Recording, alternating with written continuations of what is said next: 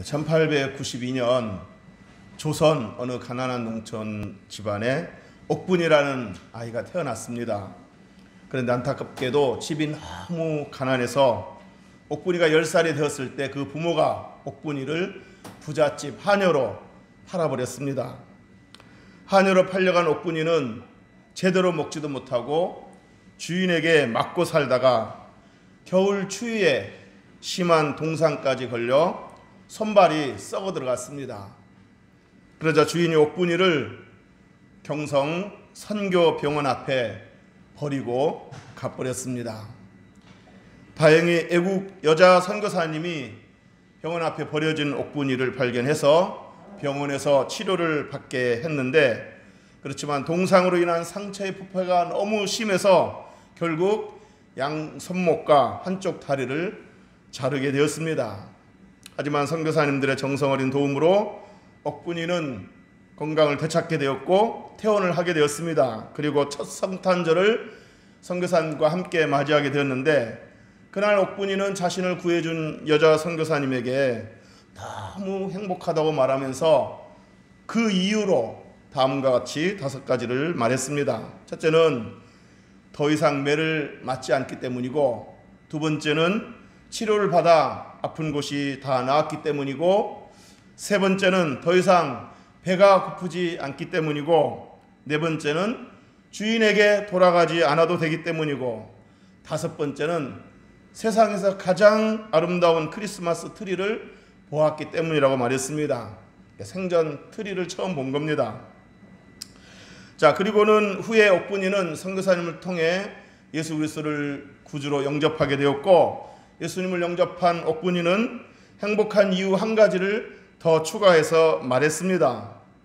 선교사님, 예수님이 저의 모든 죄를 용서해 주셨고 저를 하나님의 딸로 삼아 주셨습니다.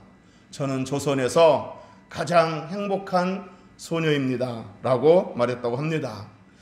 옥분이를 구해준 이 구타펠 여자 선교사님은 옥분이의 간증과 사진을 정리해서 본국 선교단체에 보고를 했고, 이에 감동을 받은 선교단체가 옥분이의 간증과 사진을 넣어서 조선에서 가장 행복한 소녀라는 책을 만들어 출판했다고 합니다.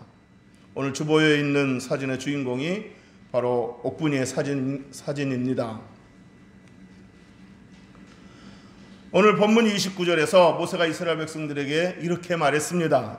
이스라엘아, 너는 행복한 사람이로다. 자, 이 시간 옆 사람에게 한번 축복해 주셨으면 좋겠습니다. 성도님은, 집사님은, 권사님은, 장로님은, 목사님은, 사모님은 행복한 사람입니다 라고 한번 축복해 주시길 바랍니다. 우리 옆 사람에게 축복하겠습니다. 네, 목사님은 행복한 사람입니다.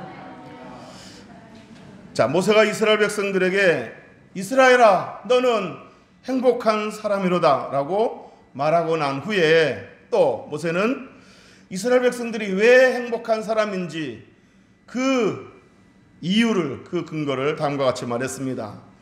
여호와의 구원을 너같이 얻은 백성이 누구냐?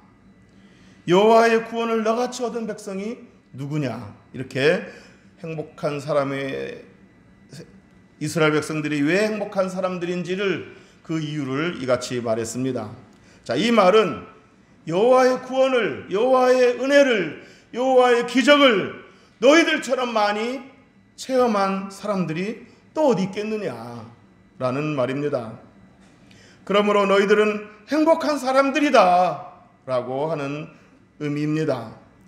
실제로 이스라엘 백성들은 하나님의 구원을, 하나님의 능력을, 하나님의 기적을 많이 체험한 백성들입니다. 종살이하던 애굽에서 건짐을 받았죠. 홍해 바다 그 앞에 그 위기에서 건짐을 받았죠. 광야의 목마름과 배고픔에서 건짐을 받았죠. 아말렉과의 전쟁에서 건짐을 받았죠. 이외에도 수많은 전쟁과 위기 속에서 건짐을 받았습니다. 이처럼 이스라엘 백성들은 수많은 하나님의 구원을 경험한 사람들입니다.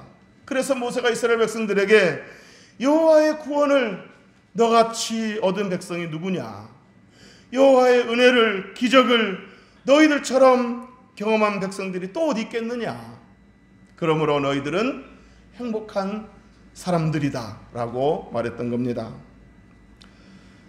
자, 그런데 오늘 본문의 모세가 이스라엘아 너는 행복한 사람이로다 라고 했던 이 말보다 더 중요한 말이 있습니다. 이스라엘아 너는 행복한 사람이로다, 이 말보다 더 의미 있는, 더 우리가 마음에 담아둬야 될 말이 있습니다. 26절입니다. 26절에 보면 여수르니여 하나님 같은 이가 없도다. 여기서 여수르는 이스라엘을 지칭하는 말로서 사랑을 입은 사람들, 그런 뜻입니다. 그러니까 사랑을 입은 이스라엘이여, 사랑을 입은 이스라엘이여 하나님 같은 이가 없도다 라는 그런 말이 되겠습니다. 자, 우리 다시 한번 옆 사람에게 말해보겠습니다. 성도님, 집사님, 권사님, 장로님, 목사님, 사모님, 하나님 같은 이가 없습니다. 우리 한번 더 말해보겠습니다. 목사님, 하나님 같은 이가 없습니다. 하나님 이 말씀 듣고 흐뭇해하시면서 기뻐하신 줄로 믿습니다. 자, 오늘 본문은 이스라엘 백성들이 40년 광야 생활을 마치고 드디어 가나안 땅으로 들어가기 전 모압 평지, 가나안을 눈앞에 둔 그 모압 평지에서 모세가 이스라엘을 축복했던 내용 중에 한 대목입니다. 모세가 모압 평지에서 이스라엘 백성들을 축복하면서 하나님 같은 이가 없도다라고 말했습니다. 이 말은 이 세상에는 하나님과 비교하여 견줄 수 있는 그런 존재는 없다는 말입니다. 그 어떤 사람도, 그 어떤 신도, 그 무엇이라도 하나님과 비교하여 견줄 수 있는 존재가 있을 수 없다는 말입니다.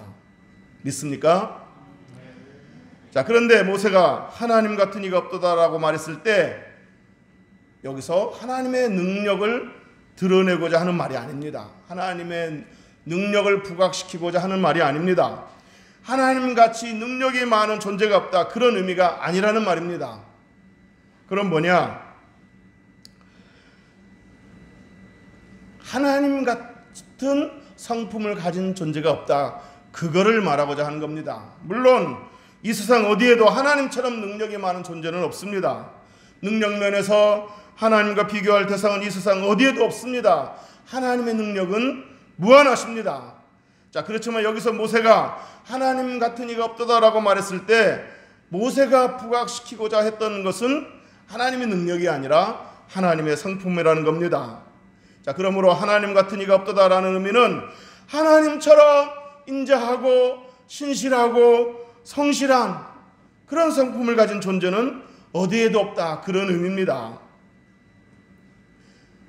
참으로 하나님은 이스라엘 백성들에게 인자하시고 신실하시고 성실하셨습니다.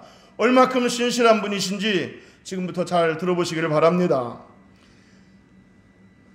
하나님이 애굽에서 노예 생활했던 이스라엘 백성들을 건지시고 애굽에서 시내산까지 인도를 하셨습니다. 그리고 그 시내산에서 이스라엘 백성들과 언약을 맺었습니다. 이제부터 너희들은 나의 백성이고 나는 너희들의 하나님이다, 이런 언약을 맺었습니다.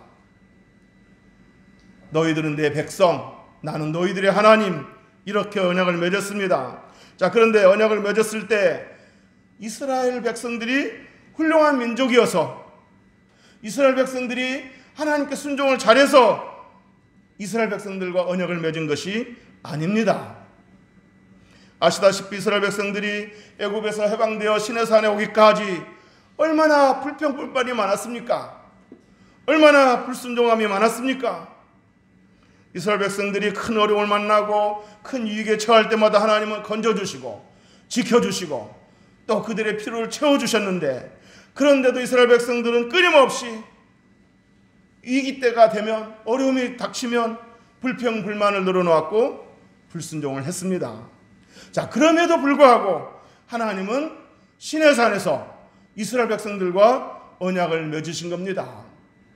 그걸 다 지켜보셨음에도 불구하고, 그 백성들이 어떤 백성들인지 다 아심에도 불구하고 시내산에서 너희들은 나의 백성, 나는 너희들의 하나님, 이런 언약을 맺은 겁니다.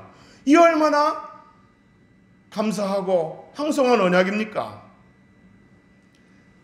그런데 이스라엘 백성들은 이렇게 시내산에서 언약을 맺고 난 후에도 달라지지 않았습니다. 계속해서 그들은 불평 불만을 늘어놓고 불순종하기를 그치지 않았습니다. 심지어 이 시내산 언약 후에 어떤 사건이 있었습니까? 금송아지를 만들어 놓고 이게 바로 여태까지 우리를 인도한 신이다, 하나님이다, 이렇게 말하고서는 그 앞에 절하며 그 앞에 경배를 했습니다. 그 모습을 본 하나님 마음이 얼마나 뒤집어졌겠습니까? 그런데도 하나님은 이스라엘 백성들과 했던 그 언약을 깨지 않으셨습니다. 이스라엘 백성들을 버리지도 않으셨고 포기하지도 않으셨습니다. 물론 하나님께서 참다 못하여 사랑의 매를 들어서 징계하실 때도 있었지만 하나님은 끝까지 이스라엘 백성들의 하나님이 되시고 이스라엘은 하나님의 백성됨을 포기하지 않으셨습니다. 그래야 오늘 본문에 나와 있는 것처럼 하나님이 약속하신 그 가나안을 눈앞에 두고 있는 모압 평지까지 이스라엘 백성들을 인도하신 겁니다. 얼마나 신실한 하나님이십니까? 얼마나 자비로운 하나님이십니까? 모세는 바로 이렇게 인자하시고 신실하시고 성실하신 하나님의 성품을 떠올리면서 하나님 같은 이가 없도다, 이렇게 말했던 겁니다. 물론 능력 면에서도 하나님 같은 분이 없지만 이 신실한 면에서 이 성품 면에서도 하나님 같은 이가 없다고 지금 모세는 말하고 있는 겁니다. 어느 시편 저자가 시편 136편에서 하나님 이스라엘 백성들을 위기에서 건지신 사건들을 언급하면서 하나님께 감사하라고 권면을 했습니다.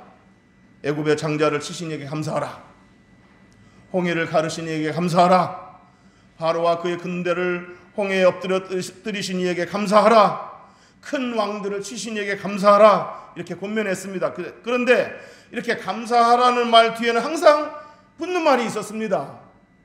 감사하라, 이 말 뒤에 붙는 말이 뭐냐면 그 말은 바로 그 인자하심이 영원함이로다, 그 인자하심이 영원함이로다, 이 말을 항상 붙였습니다. 자, 그러니까 애굽의 장자를 치신 이에게 감사하라, 그 인자하심이 영원함이로다. 홍해를 가르시고 바로와 그의 군대를 홍해에 엎드리신 이에게 감사하라, 그 인자하심이 영원함이로다. 큰 왕들을 치신 이에게 감사하라, 그 인자하심이 영원함이로다, 이렇게 말했습니다. 자, 이 말은 뭘 의미하는 거겠습니까? 이 말은 곧 하나님이 이스라엘 백성들을 위기에서 건지신 이유는, 전쟁에서 승리케 하신 이유는 하나님이 능력이 많아서가 아니라 하나님의 인자하심 때문이라는 겁니다. 여러분, 아무리 하나님께 능력이 많아도 하나님 인자하심이 없었다면, 하나님이 인자하시지 않았다면 이스라엘 백성들은 건짐을 받지 못했을 것입니다. 그러니까 위기 때마다 하나님께서 이스라엘 백성들을 건지신 이유는 능력이 많아서가 아니라 순전히 하나님의 인자하심, 신실하심 때문인 겁니다. 믿습니까? 그래서 오늘 본문에 모세가 이스라엘 백성들에게 하나님 같은 이가 없다라고 말하면서 그러므로 너희들처럼 행복한 사람이 없다라고 말했던 겁니다. 이스라엘 백성들처럼 하나님의 구원을 체험한 사람들이 없기 때문에, 또 이스라엘 백성들의 하나님이신 그 하나님 같은 이가 없기 때문에 너희들은 참으로 행복한 사람들이로구나 라고 말을 한 겁니다. 자, 그런데 오늘 본문에 보면 모세가 더 놀라운 그 이유를 말했습니다. 이스라엘 백성들이 참으로 행복한 사람들이라는 그 이유를, 더 놀라운 이유를 또 말했는데, 그건 바로 앞으로도 계속해서 하나님이 이스라엘 백성들을 지키시고 이스라엘 백성들에게 복을 주시겠다는 겁니다. 지금까지도 그렇게 불평불만하고 불순종했던 이스라엘 백성들을 버리지 않으시고 포기하지 않으시고 가나안의 눈앞에 둘 모압 평지까지 인도하셨는데, 그래서 이스라엘 백성들처럼 행복한 사람이 없다라고 말을 했는데, 하나님은 앞으로도 가나안에 들어가서도, 가나안에 정복할 때에도, 가나안에 정복한 이후에도 하나님이 이스라엘을 도우시겠다는 겁니다. 오늘 본문에 하나님 이스라엘을 위해 어떻게 하시겠다고 했습니까? 읽어보지는 않겠지만 하나님께서 이스라엘을 도우시려고 하늘에서 내려와 그의 위엄을 나타내시겠다라고 말했습니다. 그리고 하나님이 이스라엘 백성들의 피난처가 되어주시겠다고 하셨습니다. 그리고 그의 영원한 팔로 붙들어 주시겠다고 하셨습니다. 그리고 이스라엘 백성들의 적들을 이스라엘 백성들 눈앞에서 내쫓으시고 멸하시겠다고 하셨습니다. 그리고 하나님이 친히 방패가 되어주시고 칼이 되어주셔서 대적자들을 정복하고 승리하도록 하시겠다고 하셨습니다. 뿐만 아니라 가나안 땅에 하늘에 이슬을 내려, 즉 단비를 내려서, 이른 비와 늦은 비를 내려서 곡식과 포도 열매가 땅에 가득하게 하겠다고 하셨습니다. 이렇게까지 이스라엘 백성들을 끝까지 사랑하시는 하나님의 신실하심과 인자하심을 생각했을 때 모세는 세상에 이런 신이 또 어디 있겠느냐, 하나님 같은 이가 없도다 라고 말했던 거고, 그래서 너희들은 참으로 행복한 사람들이로구나 라고 말했던 것입니다. 사랑하는 성도 여러분, 모세가 이스라엘 백성들에게 하나님 같은 이가 없도다 라고 말했던 그 신실하신 하나님은 오늘날 저와 여러분의 하나님도 되시는 줄로 믿습니다. 우리가 섬기는 하나님, 우리를 사랑하신 그 하나님, 이 하나님 같은 이가 없는 줄로 믿으시기를 주의 이름으로 축복합니다. 그리고 모세가 이스라엘 백성들에게 너희들처럼 행복한 사람이 없도다라고 말했던 그 대상은 오늘날 저와 여러분도 되는 줄로 믿습니다. 하나님의 죄로 말미암아 사탄에게 노예가 되었던 저와 여러분을 예수님의 보배로운 피로 건져주셨습니다. 그리고 죄에서, 사탄에게서, 장차와 지옥 형벌에서 건져주셨습니다. 뿐만 아니라 저희들을 용서해 주실 뿐만 아니라, 죄에 건져주셨을 뿐만 아니라 저와 여러분을 하나님의 자녀로 입양하여 주셨습니다. 그리고 저와 여러분의 아버지가 되어주셨습니다. 나는 너희들의 아버지야, 너희들은 내 자녀야 라고 말씀해 주셨습니다. 그리고 아버지로서 오늘날까지 붙들어 주시고 보호하시고 위로해 주시고 채워주시고 인도하셨습니다. 때로 우리가 하나님의 자녀답지 못할 때가 많았고 배은망덕할 때도 많았지만, 하나님 마음을 아프게 할 때도 많았고, 하나님을 등질 때도 많았지만, 그럼에도 불구하고 아버지 되신 우리 하나님은 여전히 저와 여러분을 버리지 않으셨고 포기하지 않으셨습니다. 정말 우리 하나님 같은 이가 없는 줄로 믿습니다. 정말 우리처럼 복받은 사람이 없고 우리처럼 행복한 사람이 없는 줄로 믿습니다. 저와 여러분에게 그만한 자격이 있어서가 아니라 순전히 하나님의 신실하심, 하나님의 인자하심 때문인 줄로 믿습니다. 아멘입니까? 이제 말씀을 정리하도록 하겠습니다. 여러분, 인간은 언제 행복을 느끼게 됩니까? 언제 참 나는 행복하다 이런 느낌을 받습니까? 첫째는 좋은 사람들을 만나고 그들과 좋은 관계를 유지할 때입니다. 좋은 사람을 만나고 그 좋은 사람과 좋은 관계를 유지할 때 참 나는 행복한 사람이야 이런 느낌을 받는다는 겁니다. 그런데 저와 여러분은 어떻습니까? 저와 여러분은 생명의 구주이신 예수님을 만났고 그 구주 예수 그리스도의 공로로 하나님이 저와 여러분의 아버지가 되었고 저와 여러분은 하나님의 자녀들이 되었습니다. 믿습니까? 둘째는 사랑받고 있다는 느낌을 받고 있을 때입니다. 누군가로부터 사랑받고 있다는 느낌을 받을 때 나는 행복하다 그런 말을 할 수 있습니다. 그런데 저와 여러분은 어떻습니까? 하나님이 저와 여러분을 구원하시기 위해서 아들까지 내어주시면서 우리를 사랑하셨습니다. 예수님이 자신의 생명을 내어주시기까지 저와 여러분을 사랑하셨습니다. 앞으로도 끝까지 사랑한다고 말씀하십니다. 믿습니까? 세 번째는 소속감이 생겼을 때입니다. 어디에 소속감이 있을 때 행복을 느낍니다. 그런데 저와 여러분은 하나님의 권속이 되었습니다. 천국 백성이 되었습니다. 하늘나라 시민이 되었습니다. 네 번째는 자신이 가치 있는 존재라고 느낄 때 행복을 느낍니다. 그런데 하나님은 저와 여러분을 가리켜서 뭐라고 말씀하십니까? 너는 내 것이다. 너는 나의 소중한 내 자녀야, 내 백성이야 라고 말씀하신다는 겁니다. 저와 여러분은 이렇게 가치 있는 존재입니다. 자, 이런 것들을 생각해 볼 때 정말 저와 여러분은 행복한 사람인 줄로 믿으시기를 주의 이름으로 축복합니다. 금년표 행복을 누리는 성도, 행복을 나누는 교회라고 그랬는데, 행복을 누릴 줄 알아야 한다면 내가 얼마나 행복한 사람인 줄을 먼저 알아야 됩니다. 오늘 본문 말씀에 정말 저와 여러분은 행복한 사람이라고 말씀해 주고 계십니다. 행복을 주신 하나님께 감사하시고 그 행복을 누리시기를 주의 이름으로 축복합니다. 그리고 그 행복을 많은 사람들에게 나누어주는 저와 여러분이 되시기를 주님의 이름으로 축복합니다. 기도하겠습니다.